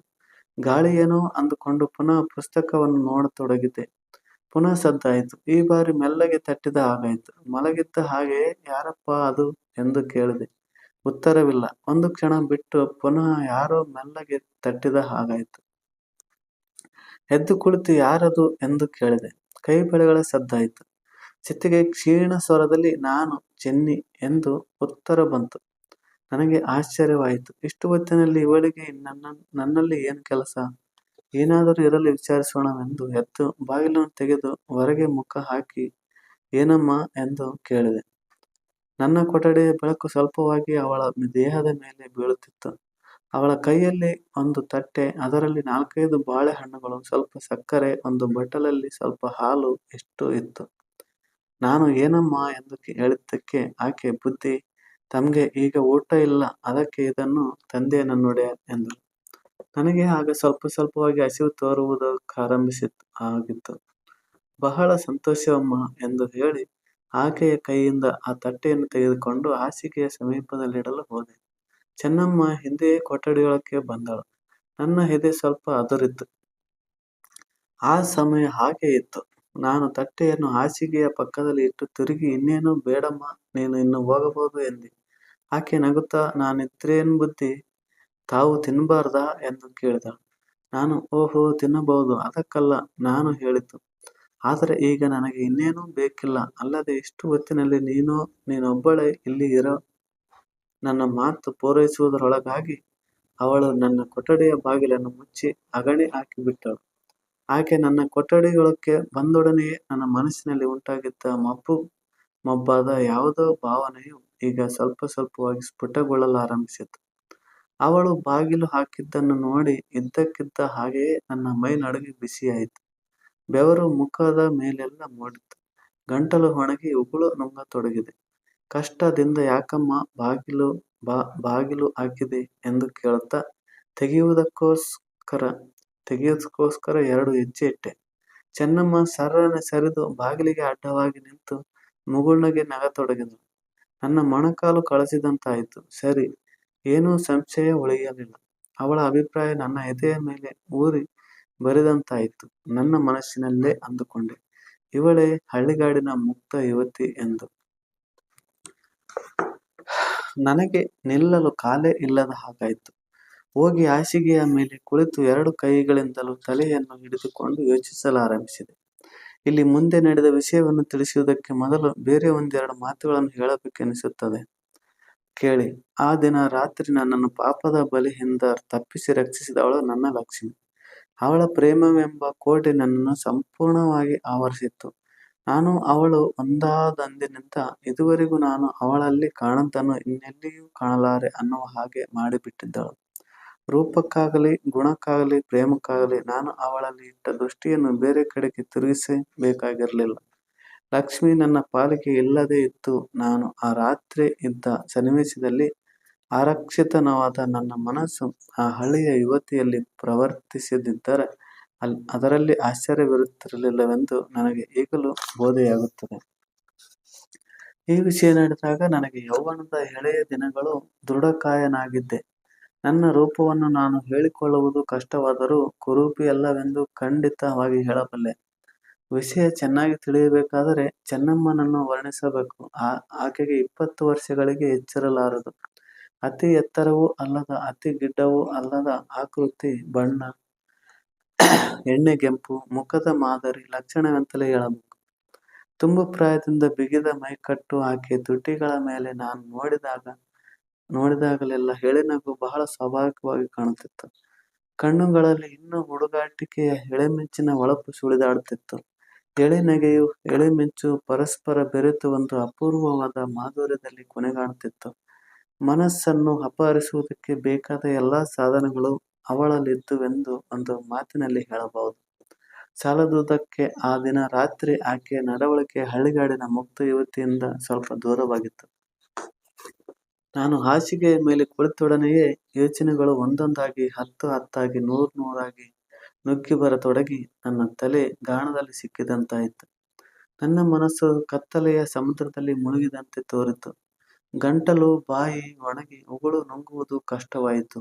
ನಾನು ಈ ಯುವತಿಯಲ್ಲಿ ಕಾಮವನ್ನು ಕೆಣಕಿದ್ದೆನೆಂದು ಕನಸಿನಲ್ಲಿಯೂ ಕಾಣೆ. ನನ್ನ ವಿಷಯದಲ್ಲಿ ಇವಳಿಗೆ ಆಸೆ ಹುಟ್ಟಿದ್ದ ಪಕ್ಷದಲ್ಲಿ ಅದಕ್ಕೆ ನಾನು ಯಾವ ವಿಧದಲ್ಲಿಯೂ ಪ್ರೋತ್ಸಾಹ ಕೊಡಲಿಲ್ಲವೆಂದು ಎಂದಾದರೂ ಎಲ್ಲಿ ಬೇಕಾದರೂ ನಿಂತು ಯಾವ ಪ್ರಮಾಣವನ್ನಾದರೂ ಮಾಡಬಲ್ಲೆ.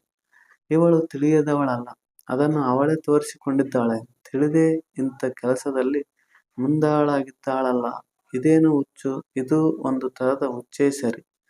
ಮನೆಯವರಿಗೆ ತಿಳಿದರೆ ಏನು ಗತಿ? ನಾನು ದೊಡ್ಡ ಮನುಷ್ಯನ ಹಾಗೆ ಇವರ ಮನೆಯಲ್ಲಿ ಅತಿಥಿಯಾಗಿರುವುದು. ಈಗ ಈ ಸಾರಿ ರಾತ್ರಿಯಲ್ಲಿ ಇವಳು ನಾನು ಒಟ್ಟಿಗೆ ನನ್ನ ಕೊಠಡಿಯಲ್ಲಿ ಮರೆಯದೆ ಉಳಿಯುವ ಹಾಗೆ ತೋರಲಿಲ್ಲ.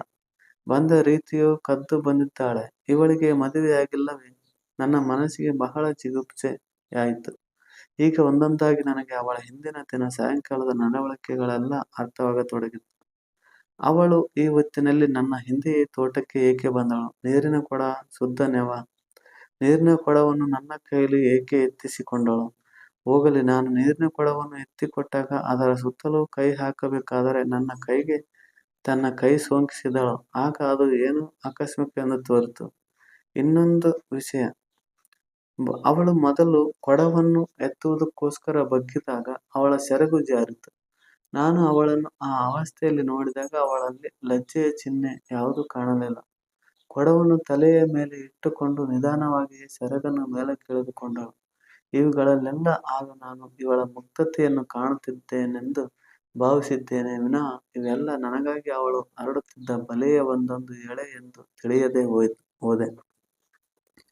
ಈ ಯೋಚನೆಗಳಿಂದ ಅಲ್ಲೋಲ ಕಲ್ಲೋಲವಾಗಿದ್ದ ನನ್ನ ಮನಸ್ಸನ್ನು ಆದಷ್ಟು ಸ್ಥಿಮಿತಕ್ಕೆ ತಂದು ಇನ್ನು ಈ ಇಕ್ಕಟ್ಟಿನಿಂದ ಹೇಗೆ ಪಾರಾಗಬೇಕೆಂದು ಯೋಚಿಸಲಾರಂಭಿಸಿದೆ. ಸಿಟ್ಟು ತೋರುವುದು ಕಾರ್ಯಕಾರಿಯಲ್ಲ.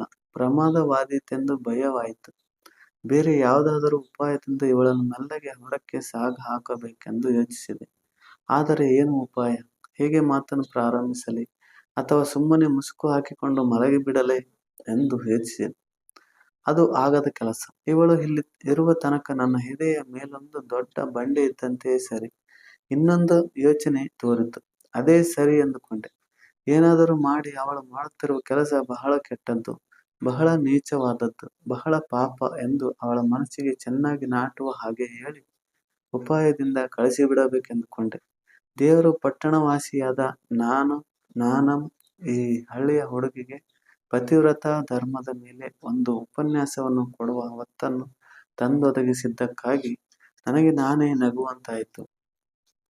ಹಾಗೆಯೇ ತಲೆಯನ್ನು ಎತ್ತಿ ಚೆನ್ನಮ್ಮನ ಕಡೆ ನೋಡಿದೆ. ಚೆನ್ನಮ್ಮ ಇನ್ನೂ ಬಾಗಿಲನ್ನು ಹೊರಗಿಕೊಂಡೇ ನಿಂತಿದ್ದಳು. ನನ್ನ ಮುಖದ ಮೇಲೆ ನಗುವನ್ನು ನೋಡಿ ಅವಳು ನಕ್ಕಳು. ನನ್ನ ನಗುವಿನಲ್ಲಿ ಅವಳು ಪ್ರೋತ್ಸಾಹವನ್ನೇನಾದರೂ ಕಂಡಳೇನೋ ಎಂದು ಭಯವಾಗಿ ಕೂಡಲೇ ನನ್ನ ನಗುವನ್ನು ನುಂಗಿಕೊಂಡು ಮೆಲ್ಲಗೆ ಚೆನ್ನಮ್ಮ ಎಂದು ಕರೆದೆ.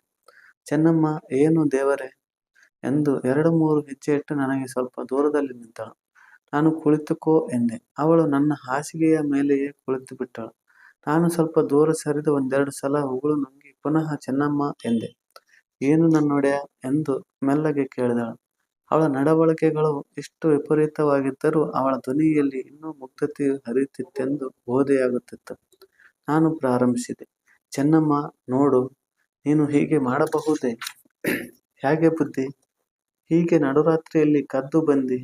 ನಾನು ಮಾತು ಪೂರೈಸಲಿಲ್ಲ. ಅಷ್ಟರಲ್ಲೇ ಅವಳು, ಕದ್ದು ಬಂದಿಲ್ಲ ನನ್ನ ದೇವರೇ ಎಂದಳು. ಹಾಗಾದರೆ? ಅವಳಿಂದ ಮಾತು ಹೊರಡಲಿಲ್ಲ. ನಾನು ಹೇಳಿದೆ, ನೋಡು, ನಿನ್ನ ಮನೆಯವರಿಗೆ ತಿಳಿದರೆ ನಿನಗೂ ಮರ್ಯಾದೆ ಬರಲ್ಲ, ನನಗೂ ಬರಲ್ಲ. ಅವರೇನೂ ಅನ್ನಕ್ಕಿಲ್ಲ ದೇವರೇ. ನನಗೆ ಇದ್ದದ್ದು ಆಶ್ಚರ್ಯವಾಯಿತು. ಕೇಳಿದೆ, ಏನಂದೆ? ಅವರು ಏನೂ ಅನ್ನಕ್ಕಿಲ್ಲ ಅಂದೆ. ನೋಡು, ಅವರು ಅನ್ನಲಿ ಬಿಡಲಿ, ಇದು ನಾನು ಒಪ್ಪದ ಕೆಲಸ. ಚೆನ್ನಮ್ಮ, ನನಗೆ ಮದುವೆಯಾಗಿದೆ. ನಾನು ಇನ್ನೊಬ್ಬರ ಹೆಂಡತಿನ ಕೆಡ? ಅಯ್ಯೋ ಬುದ್ಧಿ, ಹೀಗ್ಯಾಕಂತೀರಿ? ನಂಗೆ ಮದುವೆ ಇಲ್ಲ ನನ್ನೊಡೆಯ. ನಾನು ಬಸ್ವಿ ಎಂದು ಏನು ಏನಂದೆ? ನನ್ನ ಬಸ್ವಿ ಬಿಟ್ಟಿದ್ದಾರೆ ನನ್ನೊಡೆಯ. ಬಸ್ವಿ ಹಾಗಂದರೆ? ದೇವರಿಗೆ ಬಿಟ್ಟಿದ್ದಾರೆ. ನಾನು ಎಲ್ಲೂ ನೋಡಿರಲಿಲ್ಲ ದೇವರಿಗೆ ಬಿಡೋದು. ಬಸ್ವಿ ಮುಂತಾದ್ದನ್ನ ಕೇಳಿದ್ದೆ ಅಷ್ಟೇ. ಆದರೆ ಅದರ ಅರ್ಥ ತಿಳಿದಿರಲಿಲ್ಲ. ನನಗೆ ಮೊದಲಿನ ಹೆದರಿಕೆ ತಪ್ಪಿ ಕುತೂಹಲ ಹೆಚ್ಚಿತು.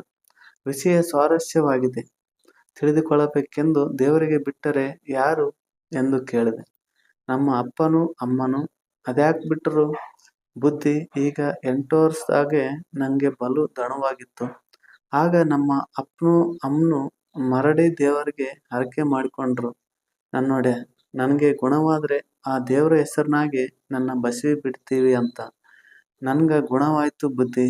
ಹಾಗಾದ್ರೆ ನೀನು ಮದುವೆ ಮಾಡಿಕೊಳ್ಳೋದೇ ಇಲ್ಲ? ಇಲ್ಲ ಬುದ್ಧಿ. ಹೀಗೆ ಇರ್ತೀಯ? ಹೌದು ನನ್ನೊಡೆಯ. ಸೂಳೆಯ ಹಾಗೆ. ಈ ನನ್ನ ಮಾತನ್ನು ಕೇಳಿ ಅವಳ ಎದೆಯಲ್ಲಿ ಚೂರಿಯನ್ನು ನೆಟ್ಟ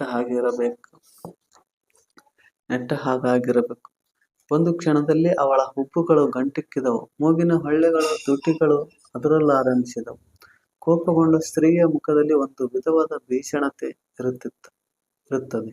ಅವಳ ಮುಖವು ಈ ಭೀಷಣತೆಯಲ್ಲಿ ತೇಲುತ್ತಿರುವಂತೆ ತೋರಿತು. ಕ್ರೂರವಾದ ದೃಷ್ಟಿಯಿಂದ ನನ್ನನ್ನು ತಿವಿಯುತ್ತ, ಬುದ್ಧಿ, ತಾವು ಆ ಮಾತು ಹೇಳಬಾರದು ಎಂದಳು. ಅವಳಲ್ಲಿ ಆದ ಮಾರ್ಪಾಟನ್ನು ನೋಡಿ ನನಗೇಕೋ ಸ್ವಲ್ಪ ದಿಗ್ಭ್ರಮೆಯಾದ ಹಾಗಾಯಿತು. ಸ್ವಲ್ಪ ಉಗುಳು ನುಂಗುತ್ತಾ, ಯಾವ ಮಾತು ಎಂದು ಕೇಳಿದೆ. ನಾವು ಸೂಳೆಯರಲ್ಲ, ತಿಳಿಯಿರಿ.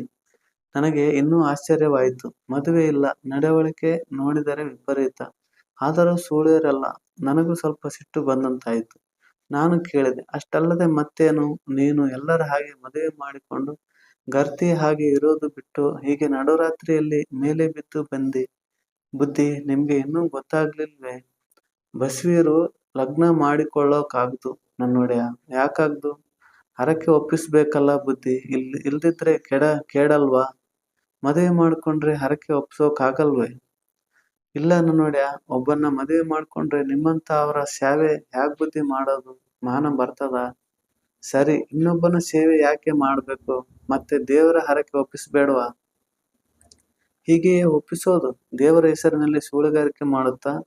ತಟ್ಟನೆ ಅವಳು ಪುನಃ ಒಬ್ಬುಗಂಟಕ್ಕೆ, ಬುದ್ಧಿ, ಆ ಮಾತು ನನಗೆ ಹೇಳಬೇಡಿ ಎಂದು ಒತ್ತಿ ಹೇಳಿದಳು. ನಾನು ನಿನ್ನ ಗಂಡನಲ್ಲ.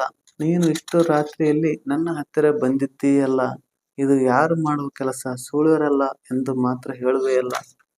ನಾವು ಸೂಳೆಯರಲ್ಲ ಬುದ್ಧಿ, ನಾವು ಸೂಳೆಯರಲ್ಲ. ಸೂಳೆಯರಿಗೆ ದುಡ್ನಾಸೆ ನನ್ನೊಡೆಯ. ಅವರು ಜನ ನೋಡಕ್ಕಿಲ್ಲ. ಅವರಿಗೆ ಹರಕೆ ಗಿರಕೆ ಏನೂ ಇಲ್ಲ. ಆ ಕಸವೇ ಅವರಿಗೆ ಜೀವನ.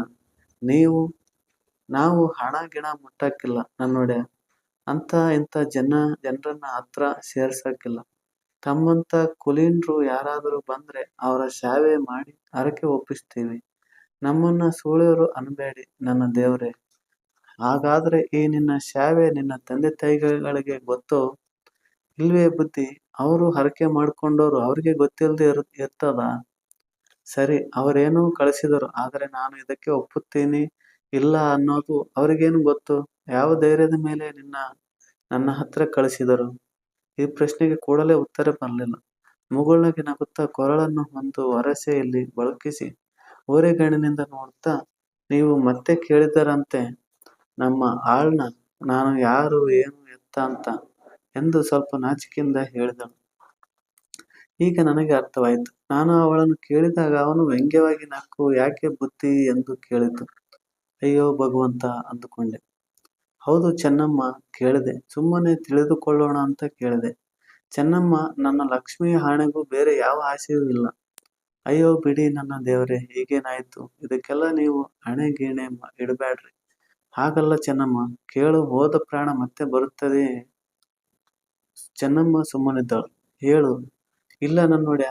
ಹಾಗಾದರೆ ಕೇಳು. ಹೆಂಗಸಿಗೆ ಮಾನವೇ ಪ್ರಾಣ. ಮಾನ ಕಳಕೊಂಡ ಹೆಂಗಸು ನಾಯಿಗಿಂತ ಕಡೆ ಇರೋದೇ ಮಾನ. ನೀವು ಅದನ್ನ ಹೀಗೆ ಮಾರಿಕೋಬಾರದು. ಮಾನ ಬಿಟ್ಟ ಹೆಂಗಸಿಗೆ ನರಕದಲ್ಲೂ ಸ್ಥಳವಿಲ್ಲ ಅಂತ ಹೇಳ್ತಾರೆ ತಿಳಿದವರು. ಬುದ್ಧಿ, ನೀವು ಹೇಳೋದು ಲಗ್ನ ಹಾಗೆ ಗಂಡ ಇರೋರ್ಗೆ ಸರಿ ನನ್ನೊಡೆಯ. ಅವರು ನಮ್ಮ ಹಾಗಿದ್ರೆ ಅವರನ್ನು ಜಾತಿಯಿಂದ ಹೊರಗೆ ಹಾಕ್ತಾರೆ. ನಮಗೆ ಆಗಲ್ಲ. ದೇವರೇ ನಮ್ಮನ್ನ ದೇವರಿಗೆ ಬಿಟ್ಟಿದ್ದಾರೆ. ನಮಗೆ ನಿಮ್ಮಂತ ಕುಲೀನರ ಸೇವೆಯೇ. ಅಯ್ಯೋ ಚೆನ್ನಮ್ಮ, ನಿನಗೆ ತಿಳಿದು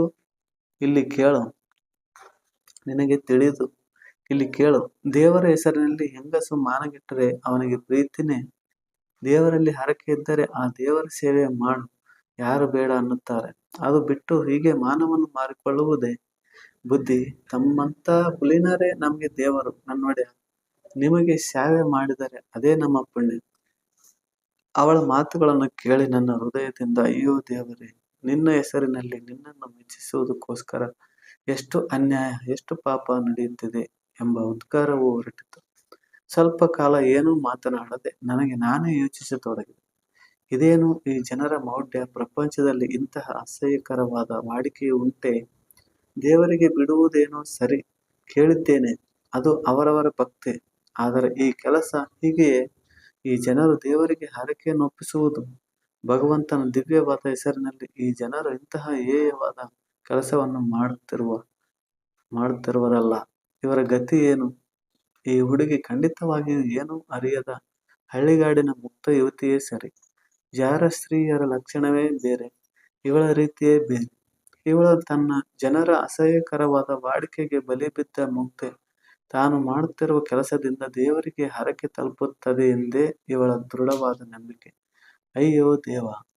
ತಂದೆ ತಾಯಿಗಳೇ ಕೈಯಾರ ತಮ್ಮ ಒಬ್ಬ ಮಗಳ ಜೀವವನ್ನು ಪಾಪದಿಂದ ತುಂಬುತ್ತಿರುವರಲ್ಲ, ಅವರ ಗತಿ ಏನು? ಇವಳ ಗತಿ ಏನು? ಅವರೇನೋ ತಮ್ಮ ಹರಕೆಯಿಂದ ಮಗಳು ಬದುಕಿದಳೆಂದು ತಿಳಿದಿರಬಹುದು. ಆದರೆ ಈಗ ದಿನದಿನವೂ ಅವಳು ಮಾಡುತ್ತಿರುವ ಕೆಲಸದಿಂದ ಅವಳ ಜೀವನಕ್ಕೆ ಆತ್ಮರೂಪವಾದ ಸ್ತ್ರೀತ್ವವೇ ಸಾಯುತ್ತಿದೆಯಲ್ಲ. ಇದನ್ನು ಅವರು ತಿಳಿಯುವ ಬಗೆ ಹೇಗೆ?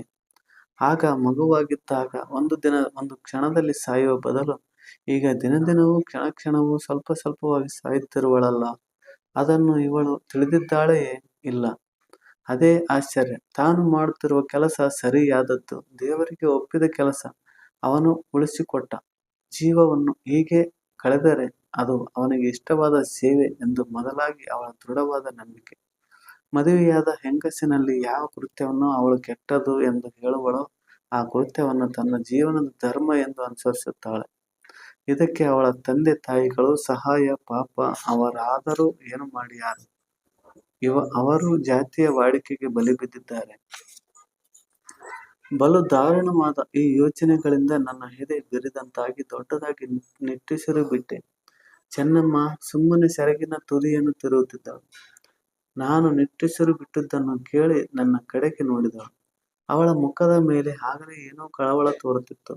ಇಷ್ಟು ದಿನಕ್ಕೆ ಎಲ್ಲಿಯಾದರೂ ಮದುವೆಯಾಗಿ 4 ಜನರಂತೆ ತಾನು ಸುಖವಾಗಿ ಸಂಸಾರ ಮಾಡಿಕೊಂಡಿರುವುದು ಬಿಟ್ಟು ಈ ಮುಗ್ಧೆ ಅವರ ಯಾವುದೋ ಒಂದು ಅಸಹ್ಯವಾದ ವಾಡಿಕೆಗೆ ಬಲಿಯಾಗಿದ್ದಾಳಲ್ಲ ಎಂಬ ಏನೋ ತಡೆಯಲಾರದ ಒಂದು ಸಂಕಟದಿಂದ ನನ್ನ ಎದೆ ತಲ್ಲಣಿಸಿ ಕಣ್ಣುಗಳಲ್ಲಿ ಹನಿಗೂಡಿತು. ಚೆನ್ನಮ್ಮ, ನಿನ್ನ ಭಾಗದ ದೇವರೇ ನಿನ್ನನ್ನು ಕಾಪಾಡಬೇಕು ಎಂದು ಹೇಳಿ ಕಣ್ಣೊರೆಸಿಕೊಂಡೆ. ಚೆನ್ನಮ್ಮನಿಗೆ ನನ್ನ ಕಣ್ಣೀರನ್ನು ನೋಡಿ ಸ್ವಲ್ಪ ಗಾಬರಿಯಾಗಿರಬೇಕು. ನನ್ನ ಹತ್ತಿರಕ್ಕೆ ಸರಿದು ಬಂದಳು. ಅವಳು ಹಾಗೆ ನನ್ನ ಹತ್ತಿರಕ್ಕೆ ಸರಿದು ಬಂದಾಗ ನನಗೆ ದೂರ ಸರಿಯಲು ಮನಸ್ಸು ಬರಲಿಲ್ಲ. ಅವಳು ಮನಸ್ಸಾ ಪಾಪಿಷ್ಟಿಯಾಗಿರಲಿಲ್ಲ. ಅಜ್ಞಾನದ ಪಾಪಕ್ಕೆ ಅವಳ ದೇಹವು ಮಾತ್ರ ಭಾಗಿಯಾಗಿತ್ತು. ತಾವರೆ ಎಲೆಯ ಮಧ್ಯದಲ್ಲಿ ಒಟ್ಟುಗೂಡಿ ನಿಂತು ವಜ್ರದಂತೆ ಥಳಥಳಿಸುವ ನಿರ್ಮಲವಾದ ಮಂಜಿನ ಹನಿಯಂತೆ ಅವಳ ಆತ್ಮವು ಪರಿಶುದ್ಧವಾಗಿತ್ತು. ಅವಳ ಸರಳತೆಯನ್ನು ನೋಡಿ ನನಗೆ ಅತ್ಯಂತ ಕನಿಕರವಾಯಿತು.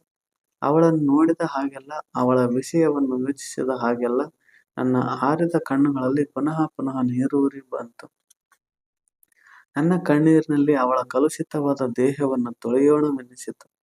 ನನ್ನ ದೇಹವೂ ಆತ್ಮವೂ ಅವಳಿಗಾಗಿ ಅತ್ಯಂತ ಸ್ನೇಹಮಯವಾಯಿತು. ಮೆಲ್ಲನೆ ಅವಳ ಕೈ ಹಿಡಿದುಕೊಂಡೆ. ನನ್ನ ಮೈ ಸ್ವಲ್ಪ ನಡುಗಿತು. ಕೈ ಬಿಡದೆ ಹಾಗೆಯೇ ಅವಳ ಬೆರಳುಗಳನ್ನು ಸವರುತ್ತಾ ಚೆನ್ನಮ್ಮ ಎಂದು ಮೆಲ್ಲನೆ ಕರೆದೆ. ನನ್ನ ಸ್ನೇಹ, ನನ್ನ ಕನಿಕರ.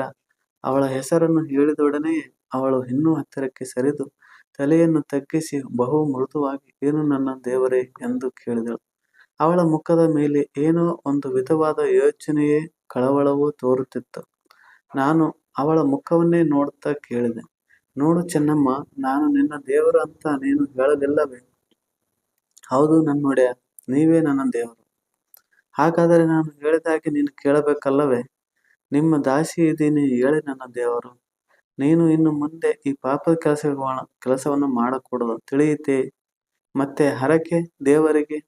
ಅಯ್ಯೋ, ಆ ಹರಕೆ ಹಾಳಾಯ್ತು ನೋಡು. ಇಂದು ನಾನು ನಿನ್ನ ದೇವರು ಅಂತ ಹೇಳಿದೆ, ಅದಕ್ಕೆ ಹಿಂದೆ ಇನ್ಯಾರ ಸೇವೆಯನ್ನು ಮಾಡಲಿಲ್ಲವೇ?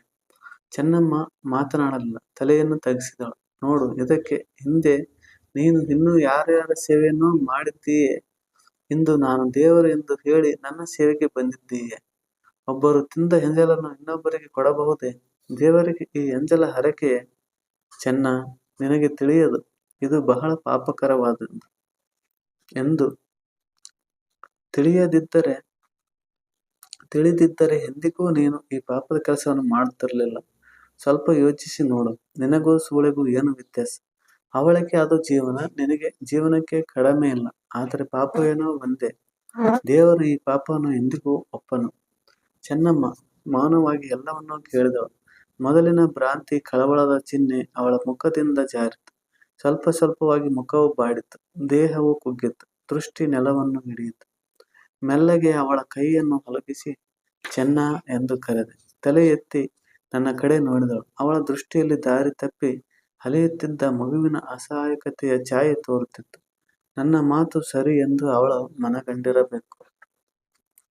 ಚೆನ್ನ, ನಾನು ಹೇಳಿದ್ದು ಸರಿಯಲ್ಲವೇ ಎಂದು ಕೇಳಿದೆ. ಚೆನ್ನಮ್ಮ ಬಾಯಿಗಿಡಲಿಲ್ಲ. ತಲೆಯನ್ನು ಪುನಃ ತಗ್ಗಿಸಿದಳು. ನಾನು ನೋಡುತ್ತಿದ್ದ ಹಾಗೆಯೇ 2 ಹನಿ ಕಣ್ಣೀರು ಪಳಪಳನೆ ಅವಳ ಕೆನ್ನೆಗಳ ಮೇಲೆ ಉರುಳಿ ಬಿದ್ದವು. ಅದೇ ನನಗೆ ಅವಳು ಕೊಟ್ಟ ಮೌನವಾದ ಉತ್ತರವಾಯಿತು. ಅವಳ ಶುಭ್ರವಾದ ಆತ್ಮವನ್ನು ಆವರಿಸಿದ್ದ ಅಜ್ಞಾನದ ತೆರೆಯನ್ನು ತೆಗೆದೆಸೆಯುವ ಕೆಲಸ ನನ್ನ ಪಾಲಿಗಿತ್ತು. ಯಾವುದೋ ಸ್ಥಳವನ್ನು ಸೇರಬೇಕೆಂದು ಒಂದು ಮಾರ್ಗವನ್ನು ಹಿಡಿದು ಅದರಲ್ಲಿ ಹೆಜ್ಜೆ ಹಾಕುತ್ತಾ ಹೆಜ್ಜೆ ಇಟ್ಟಾಗೆಲ್ಲ ಆ ಸ್ಥಳವು ಹತ್ತಿರವಾಗುತ್ತಿದೆ ಎಂದು ನಂಬಿ ಬಹುದೂರ ನಡೆದು ಹೋದ ಮೇಲೆ ಯಾರಾದರೂ ದಾರಿಯಲ್ಲಿ ಸಿಕ್ಕು ನಾವು ಹೊರಟ ಸ್ಥಳಕ್ಕೆ ಅದು ಮಾರ್ಗವಲ್ಲವೆಂದು ಆ ದಾರಿಯಲ್ಲಿ ನಡೆದಷ್ಟು ನಾವು ಸೇರಬೇಕೆಂದಿರುವ ಸ್ಥಳದಿಂದ ದೂರವಾಗುತ್ತಿರುವೆವೆಂದು ಹೇಳಿದರೆ ಹೇಗಿರುತ್ತದೆ? ನನ್ನ ಮಾತುಗಳಿಂದ ಚೆನ್ನಮ್ಮನ ಹೃದಯದಲ್ಲಿ ಸ್ವಲ್ಪ ಹೆಚ್ಚು ಕಡಿಮೆ ಅದೇ ವಿಧವಾದ ಭಾವನೆಯನ್ನು ಉಂಟು ಮಾಡಿದೆ. ಚೆನ್ನಮ್ಮ ಬಹಳ ಅತ್ತಳು.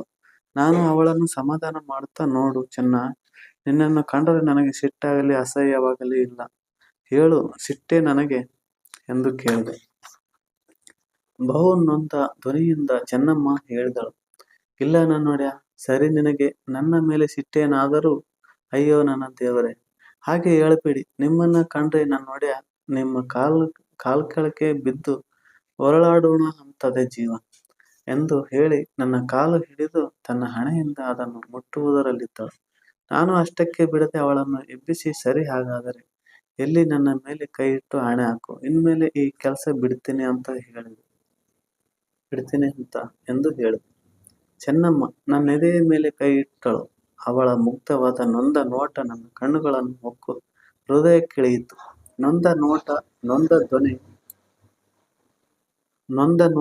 ನೊಂದ ಧ್ವನಿ ಕಂಪಿಸುತ್ತಾ ಮೆಲ್ಲಗೆ ಹೇಳಿದಳು, ದೇವ, ಇನ್ಮೇಲೆ ಈ ಕೆಲಸ ಮಾಡಕ್ಕಿಲ್ಲ. ನನ್ನ ಎದೆಯ ಮೇಲಿಂದ ಏನೋ ಭಾರವನ್ನು ಇಳಿಸಿದಂತಾಗಿ ದೊಡ್ಡದಾಗಿ ನಿಟ್ಟುಸಿರು ಬಿಟ್ಟೆ. ರಾತ್ರಿ ಬಹಳ ಹೊತ್ತಾಗಿ ಹೋಗಿತ್ತು. ಆದರೂ ನಿದ್ದೆ ಮಾತ್ರ ಬರುವಂತೆ ತೋರಲಿಲ್ಲ. ಮನದಲ್ಲಿ ಶಾಂತತೆ ಹರಿದಾಡತೊಡಗಿತ್ತು. ಚೆನ್ನಮ್ಮ ಒಂದು ಬಾರಿ ಆಕಳಿಸಿದಳು. ನನಗೆ ಅದೇ ನೆವವಾಗಿ, ಚೆನ್ನ, ಇನ್ನು ನೀನು ಹೋಗಿ ಮಲಗಿಕೋ ಎಂದು ಹೇಳಿ ಎದ್ದೆ. ಅವಳು ಎದ್ದಳು. ಬಾಗಿಲವರೆಗೂ ಅವಳೊಡನೆ ಹೋಗಿ ನಾನೇ ಬಾಗಿಲನ್ನು ತೆಗೆದೆ. ಬಾಗಿಲಲ್ಲಿ ಪುನಃ ಅವಳ ಕೈ ಹಿಡಿದು ನನ್ನ ಕಡೆಗೆ ತಿರುಗಿಸಿಕೊಂಡು, ಚೆನ್ನ, ದೇವರಾಣೆಗೂ ನನಗೆ ನಿನ್ನ ಮೇಲೆ ಸಿಟ್ಟಿಲ್ಲ, ಎಲ್ಲಿ ಎಂದು ಹೇಳಿ ನನ್ನೆರಡು ಕೈಗಳಿಂದಲೂ ಅವಳ ಮುಖವನ್ನು ಹಿಡಿದು ಹಣೆಯ ಮೇಲೆ ಒಂದು ಮುತ್ತು ಕೊಟ್ಟೆ. ಚೆನ್ನಮ್ಮ ಹೊರಟು ಹೋದಳು. ಇದ್ದಕ್ಕಿದ್ದ ಹಾಗೆಯೇ ಎಚ್ಚರವಾಯಿತು. ನೋಡಿದರೆ ಕರಿಯಪ್ಪನವರು ಅವರೇ ಕೂಗಿ ಎಬ್ಬಿಸಿತು. ಅವರು ಒಳಗೆ ಹೇಗೆ ಬಂದರೋ ತಿಳಿಯಲಿಲ್ಲ. ಬಹುಶಃ ರಾತ್ರಿ ಬಾಗಿಲ ಅಗಣೆ ಹಾಕುವುದನ್ನು ಮರೆತಿದ್ದೇನೋ ಅಂದುಕೊಂಡೆ. ಏನು ಯಜಮಾನ್ರೇ ಎಂದು ಕಣ್ಣು ಹುಚ್ಚಿಕೊಳ್ಳುತ್ತಾ ಎದ್ದೆ. ಅಯ್ಯೋ, ಏನು ಹೇಳಲೆ ಸ್ವಾಮಿ, ಅಯ್ಯೋ ನನ್ನ ಕಂದ, ನನ್ನ ಚೆನ್ನ ಎಂದು ಮಾತು ಪೂರೈಸದೆ ಕರಿಯಪ್ಪನವರು ಕೆಳಗೆ ಬಿದ್ದು ಹೊರಳಾಡತೊಡಗಿದರು. ಏನೋ ಒಂದು ತರದ ಅವ್ಯಕ್ತವಾದ ಭೀತಿಯಿಂದ ನನ್ನ ಎದೆ ಬಿರಿದು ರಕ್ತ ಚಿಮ್ಮಿದ ಹಾಗಾಯಿತು. ಅಷ್ಟು ಹೊತ್ತಿಗೆ ಇನ್ನೂ ಯಾರೋ ಬಂದು ಸ್ವಾಮಿ, ಚೆನ್ನಮ್ಮ ತೋಟದ ಬಾವಿಗೆ ಬಿದ್ದು ಅವರ ಮಾತು ಪೂರೈಸುವ ತನಕ ನನ್ನ ಜೀವ ತಡೆಯಲಿಲ್ಲ. ಹಾಸಿಗೆಯಿಂದ ಎದ್ದವನೇ ಹುಚ್ಚನಂತೆ ತೋಟದ ಬಾವಿ ಕಡೆಗೆ ಓಡತೊಡಗಿದೆ. ಬಾವಿಯ ಹತ್ತಿರ 10-12 ಜನ ಗುಂಪು ಕೂಡಿ ನಿಂತಿದ್ದು ಕಾಣಿಸಿತು. ಇನ್ನೂ ಜೀವವಿರಬಹುದೇನೋ ಎಂಬ ಒಂದು ಹುಚ್ಚು ಆಸೆ. ಅಯ್ಯೋ, ಹುಚ್ಚು ಆಸೆಯೇ ಸರಿ. ರಾತ್ರಿಯೇ ಅವಳು ಹೋಗಿ ಬಿದ್ದಿರಬೇಕು, ಇಲ್ಲಿಯವರೆಗೂ ಜೀವ ಇರುವುದುಂಟೆ ಎಂಬ ನಿರಾಸೆ ಹತ್ತಿರ ಹೋಗಿ ನಿಂತೆ. ಎಲ್ಲರೂ ದಾರಿ ಬಿಟ್ಟರು. ನೋಡಿದೆ. ಅಯ್ಯೋ ಭಗವಂತ, ಅದೆಂತಹ ನೋಟವನ್ನು ನೋಡಿದೆನೋ. ಎದೆಯ ರಕ್ತ ಕಣ್ಣಿನಲ್ಲಿ ಚಿಮ್ಮಿ ಬಂದಂತಾಯಿತು. ಕಣ್ಣುಗಳು ಸಿಡಿದು ಕತ್ತಲೆ ಕವಿದಂತಾಯಿತು. ಅಷ್ಟೇ ನನಗೆ ಜ್ಞಾಪಕ. ಪುನಃ ಎಚ್ಚರವಾದಾಗ ಅಲ್ಲಿ ನಿಂತಿದ್ದವರಲ್ಲಿ ಒಬ್ಬಿಬ್ಬರು ನನ್ನ ತಲೆಗೂ ಮುಖಕ್ಕೂ ತಣ್ಣೀರೆರಚುತ್ತಿದ್ದರು. ನನ್ನ ಮೂಗಿನಿಂದ ರಕ್ತ ಹರಿದು ಬರುತ್ತಿತ್ತು. ನನಗೆ ಯಾವುದೂ ಲಕ್ಷ್ಯವಿಲ್ಲ. ಶವದ ಹತ್ತಿರ ಹೋಗಿ ಜೀವದ ಚಿಹ್ನೆ ಏನಾದರೂ ಇದೆಯೇ ಎಂದು ಬಹಳ ಆಸೆಯಿಂದ ನೋಡಿದೆ. ಅಯ್ಯೋ, ಸುಮ್ಮನೆ ಭ್ರಾಂತಿ. ನನ್ನ ಭ್ರಮೆಯನ್ನು ನೋಡಿ ನನಗೆ ಅಯ್ಯೋ ಹುಚ್ಚ ಅನಿಸಿತು.